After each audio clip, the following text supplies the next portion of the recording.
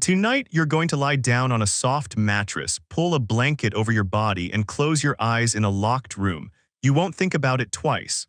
But for almost the entire span of human existence, closing your eyes meant becoming the most vulnerable creature on the savannah. No walls, no locks, no lights, just you lying still in the dark while lions, hyenas, and leopards moved through the grass around your camp.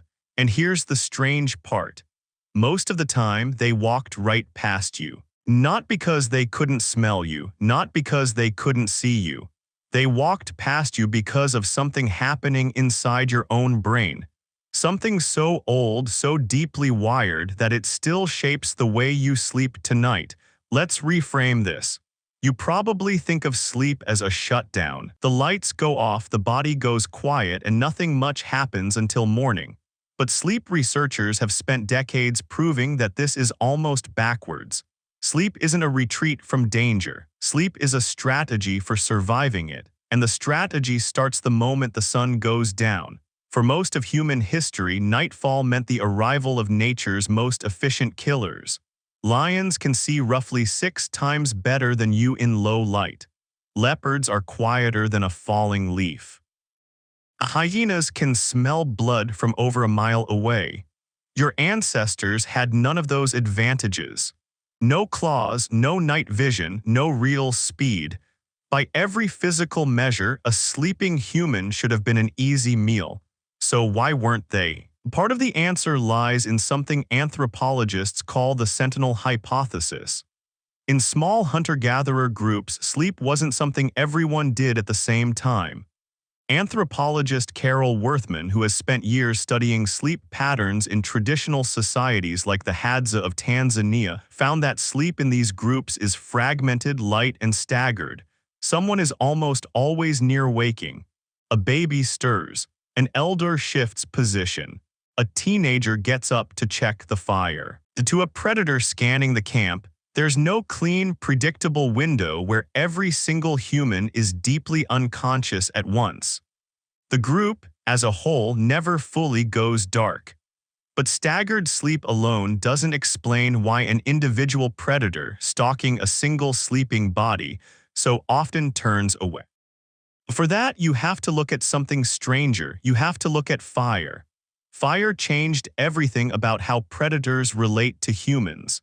Anthropologist Richard Wrangham has argued that the controlled use of fire, dating back at least 1 million years, didn't just provide warmth and cooked food, it redrew the boundary of safe space.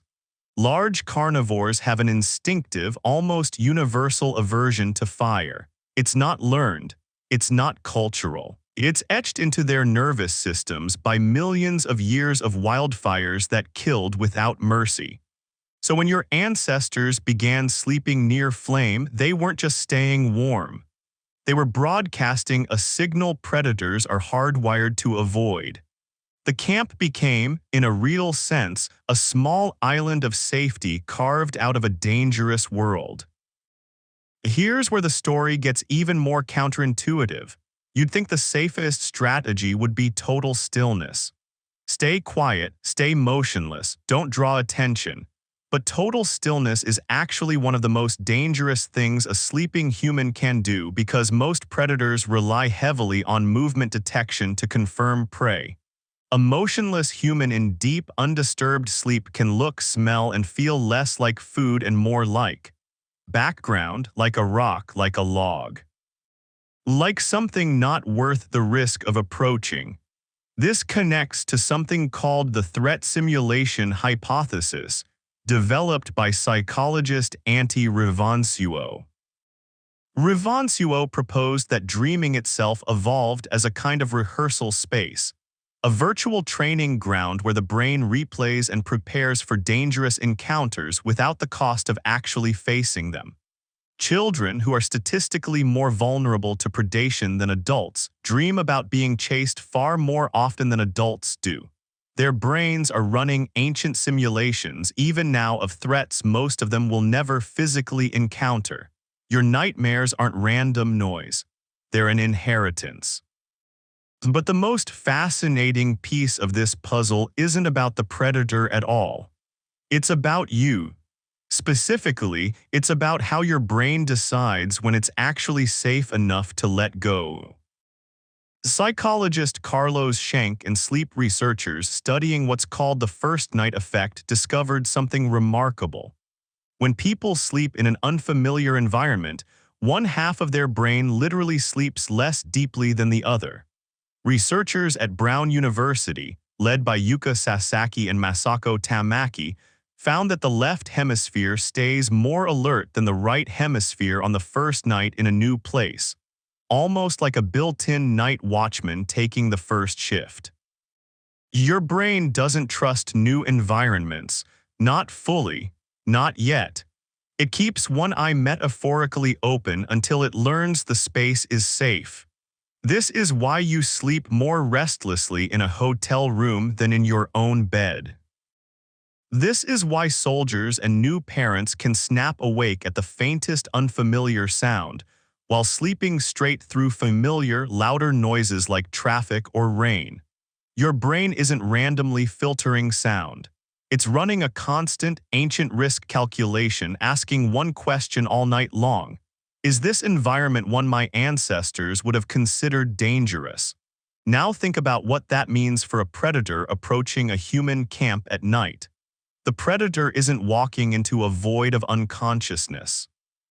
It's walking into a system, a layered, overlapping set of defenses built from staggered sleep cycles, a fire-based threat zone, near motionless bodies that fail to trigger movement-based predation instincts, and brains that remain primed to wake at the first unfamiliar. None of these defenses are perfect alone. Together, across hundreds of thousands of years, they were enough to tip the odds dramatically in favor of survival. There's a deeper twist hiding inside all of this. You might assume that as humans became more dangerous, more armed, more technologically capable, this ancient vigilance would have faded away. It hasn't. Evolution is slow and biology is conservative.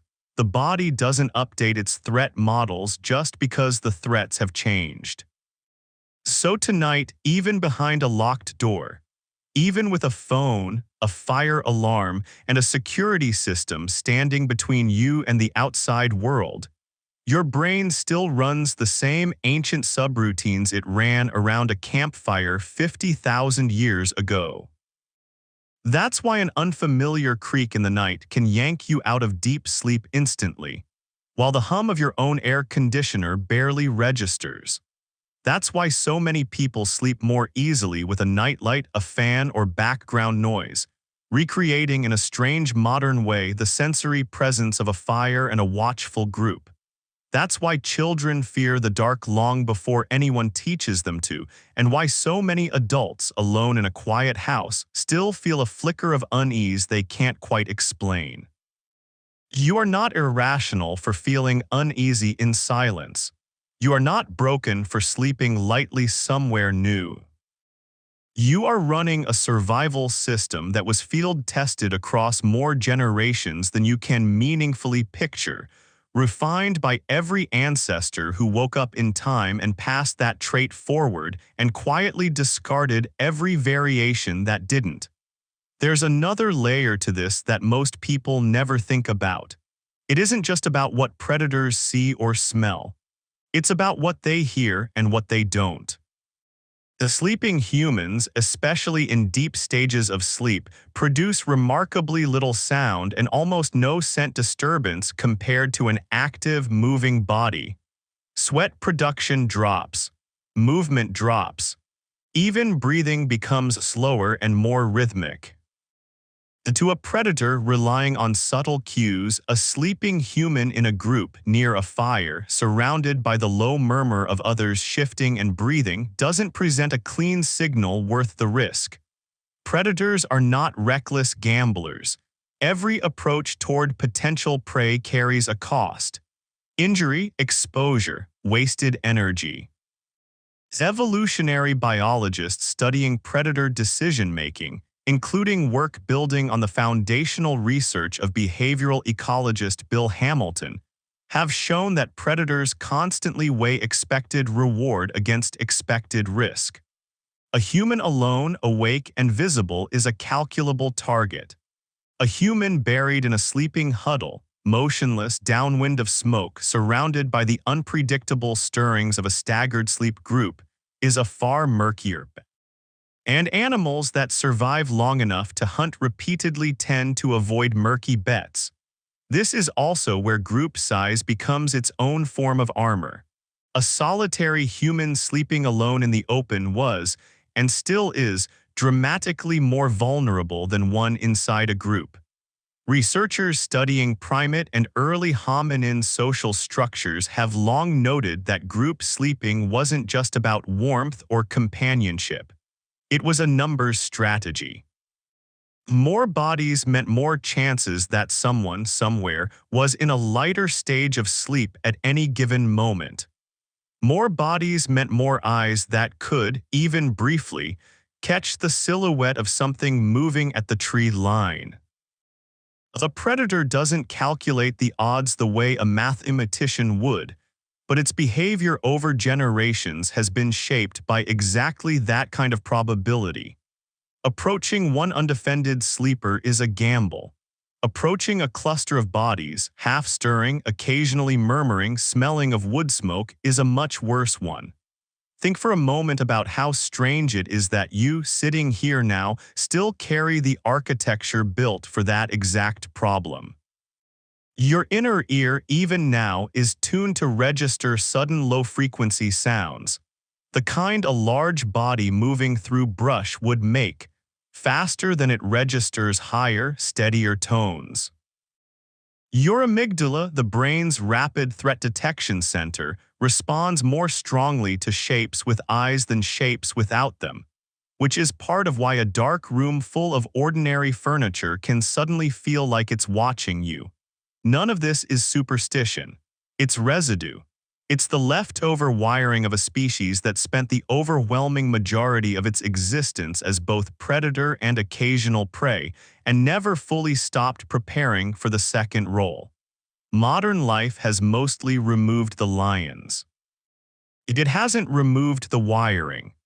Some researchers studying anxiety and sleep disorders have pointed out that a portion of modern insomnia may be linked to a nervous system that no longer has a clear, firelit boundary to signal safety.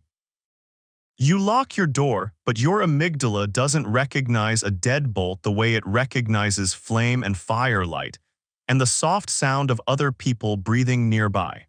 For some people, that mismatch between ancient expectation and modern environment can leave the nervous system quietly unconvinced that it's safe to fully stand down even in a perfectly secure room.